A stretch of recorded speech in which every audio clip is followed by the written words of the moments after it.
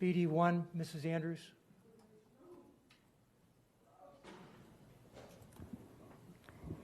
Thank you. My discussion item says severing membership with the Florida School Boards Association, and I have prepared some comments from my fellow board members that I'd like to read. As you know from my email last week, I resigned from the positions of Florida School Boards Association Equity Committee Chairperson and from the Board of Directors representing the School District of Palm Beach County. I cannot in good conscience remain with an organization that tolerates discrimination, hate speech, or bigotry at the very helm. The president of any organization sets the tone for the organization. The president can choose to willfully support initiatives or can reject them. The Florida School Boards Association president has damaged the organization by making racist remarks about LGBTQ plus students and Guatemalan students. You probably have seen by now the articles in the newspaper, the videotaped remarks in her own words about our students. I did pass out a letter tonight that you can read from Lee County School Board about just some of those remarks that was made by the FSBA president. It is clear the FSBA president has issues serving all students. I must speak out against hate speech of all forms. Therefore, my work cannot continue within the organization. As I said, the FSBA president needs to step down from the top leadership position. Many others support this position, including the Guatemalan Maya Center of Palm Beach County. We must foster an inclusive educational environment where Guatemalan, Maya, LGBT, plus, and all students are treated with dignity and respect. I choose to advance my goals with other local, state, and national organizations. It's always a pleasure to do the work within my own school district, the Palm Beach County School District. It is futile to remain with FSBA with open bigotry at the helm. We have come too far to close our eyes and pretend it's okay. I will continue to stand up and speak out against hate speech for all of our students and pray that you will do the same. Therefore, I sever my affiliation with the Florida School Boards Association, and I'd like to open up the discussion now about which direction my fellow board members would like to take. Thank you. Ms. Ayala, then Mrs. Whitfield. Thank you, Mr. Chairman, and I'd like to thank my colleague for bringing up this conversation because this topic is particularly personal to me for various reasons, and I think it's critical that we make the right decision here. I think it's no secret that school boards across this state and around the country have faced unprecedented challenges while trying to do our jobs and make decisions that are student-focused. For nearly a year, school board members and at times even their families have been threatened and unfairly targeted. To that end, I reached out to our School Boards Association to share my experiences and my thoughts. In my case, I can share that I have received expletive-laced, sexually explicit, physically threatening messages, and I have received anonymous mail at my home with Nazi symbolism, which has become, I guess, a distasteful and hateful trend picked up by some members of the public who believe that Holocaust comparisons are appropriately made in this instance. It is wrong, and it is careless. My colleagues on this board have been verbally attacked while out and about with their families, with their children, and with their spouses, and some of our colleagues around the state have unfortunately had it much worse. None of this has been about limiting public comment. We have heard lots of public comment tonight. We want to hear from parents and stakeholders. This is not about a refusal of your right to address us as a board. This is about safety, something which we are all entitled to, and this is about our ability to do the business of this district that we were elected to do, something that teachers, parents, and most importantly, students deserve. A part of NSBA's letter that no speaker here tonight seemed to reference or notice reads as such: local school board members want to hear from their communities on important issues, and that must be at the forefront of good school board governance and promotion of free speech. However, there also must be safeguards in place to protect public schools and dedicated education leaders as they do their jobs. NSBA believes public discussions and transparency by local school board members are important for the safe and effective operations of schools, It is vital that public discourses be encouraged in a safe and open environment in which varying viewpoints can be offered in a peaceful manner. Our children are watching the examples of the current debates, and we must encourage a positive dialogue even with different opinions. So in all of this, I can say that the support I expected from our statewide School Boards Association was simply not there. No tangible or long-term solutions were provided, and then when support came through from other means, such as from NSBA, from our U.S. Department of Education and our Secretary Miguel Cardona, from the Department of Justice, and many of us finally felt relief for the first time in a year, FSBA did not support those statements and the intention behind them, which was to simply protect the safety of public servants and their families while we do our best to do our jobs and provide a good education for every child. Additionally, as my colleague mentioned, the organization has allowed someone to continue serving as president who has made racially disparaging comments towards the Hispanic Latin community, targeting Guatemalan students, and offensive comments towards LGBTQ+ students. That is completely unacceptable to me. Furthermore, we were not notified in a timely manner as dues-paying members that this had occurred and what they were going to do about it. There were opportunities to appropriately handle these situations, to communicate with us as partners and educational leaders, and they were not taken.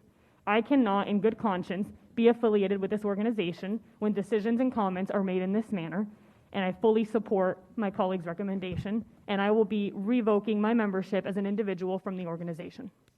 Ms. Whitfield? Thank you so much. I really want to give a little context around this for people in the audience and everybody who's had an opportunity to hear about what's going on at FSBA, the Florida School Boards Association, and in Lee County. A few weeks ago, I received a call from the Guatemala Maya Center. I very much care about this community. They are my community. I live in Lake Worth Beach, and I feel like they're my neighbors. So talking to them, I heard that they had heard these comments from the FSBA president that were disparaging the Guatemalan families. This is particularly upsetting because they asked me, "Is this you? Are you the School Boards Association?" And I said, "No, my goodness, this is not us at all."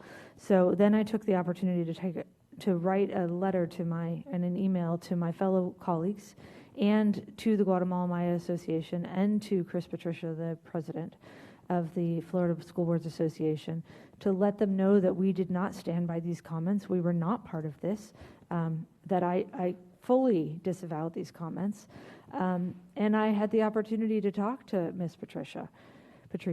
And when I spoke to her, she had expressed some regret and wanted to come see the Guatemala Maya Center, and they were so generous to give that opportunity for them to come. However, after we went through that situation, I found out that she had also disparaged LGBTQ students and had made some very hurtful comments that I watched myself about transgender students, which, as many of you know, is a really soft spot for me in my heart. So we then decided that I was not going to be meeting with her if she came here. I spoke to the Guatemala Maya Center again and let them know about this, shared the videos with them, and then as an independent organization, they decided that they did not want to see her at their property. They didn't want to spend time with her, and they also asked for her resignation. I want to share with you how much I respect them deciding this, because really they were coming from a place of being very hurt by this woman's comments. The things that they said did not represent the families that I know, and just to hurt children and not understand them like that is completely against everything that we stand for here at the school board. So anyway, due to all this, I agree with my colleagues. I would like to resign, and also I would like Mr. Burke to reach out to the Florida School Boards Association and see if we can get some of our money back, because it is a very, very large sum that we pay to be a part of this organization, and there needs to be some sort of penalty for them, taking this money and then not representing our communities. So it was $25,000 we paid in May. I hope that we will receive some of that funding back. And in addition, I hope that the Florida School Boards Association will see that we're serious, that we don't agree with this stance, and that Ms. Patricca can resign, and hopefully go forward with representing all the families in our community and all of our children who all deserve the best representation that we can get them. Thank you. Vice Chairwoman Brew? Thank you. So I'm not going to rehash what occurred. I will say that I support my colleagues in their positions. However, I don't believe that, first of all, we can't vote. This is a workshop. So I would ask, since it's very clear that the three of you would agree, but we can nod our heads in agreement, ask Mr. Burke to bring back an agenda item for us to withdraw from the FSBA. That's my first request. I also want to bring up to you, and I know, Ms. Aiello, you weren't here at the time, but I had often in the past before COVID suggested that we work with Miami-Dade and Broward because the three of our districts are the most similar. And we did have, I believe, 1 or 2 tri-county meetings. I think that we should be able to do that, especially through a virtual format. But we share a lot of the same concerns. We share very similar populations. And I do think that we can work together with our legislative priorities. So I would like to see us have a deeper discussion, or see if all of you agree that we should, again, reach out to Miami-Dade and Broward, see how we can work together on our similar issues, and again, see that we agree that Mr. Burke should bring back an agenda item to us at the next meeting. So let's do one at a time. Do we have a consensus on putting the item on the agenda for withdrawal of the school board from the FSBA? Let me see a show of hands, please. Okay. So we have consensus to do that, so we will put that on an agenda that's for the meeting after the week after next, Mr. Burke?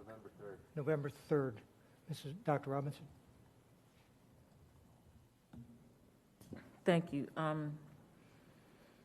So when I first saw Mrs. Andrews' impassioned letter, as a person who seems like I've spent a lifetime fighting whichever ism it is in institutions, including the Palm Beach County School District, I thought that we should stand in the paint and fight to change the organization. But I have to say this. I participated in FSBA some years ago and was bitterly disappointed, and I have not participated since. But I thought, because time and time again I hear my fellow board members are going to FSBA, that there was some true value in the organization. And thank you. So when I first saw Mrs. Andrews' impassioned letter,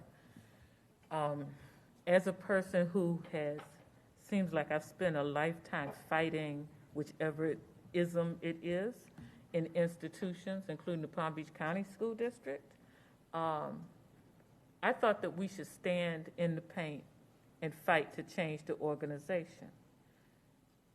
But I have to say this. I participated in FSBA some years ago and was bitterly disappointed, and I have not participated since. But I thought, because time and time again I hear my fellow board members are going to FSBA, that there was some true value in the organization in terms of leading change on behalf of students. And so it has become my impression over the past several days, and primarily from talking to other school board members around the state, that that maybe the FSBA, it was described more as networking than fighting for change. And so I don't particularly have any objection to no longer being part of FSBA, because, I mean, as I said, I was disappointed in them many years ago, and which is why I haven't participated, but I thought that they were providing more value in terms of advocacy for students than what I've recently learned. So, but I also don't think it's appropriate to raise our hands right now. So Let me ask the board members. We're putting this on the agenda. If there's no sense in discussing it further tonight, we have another agenda item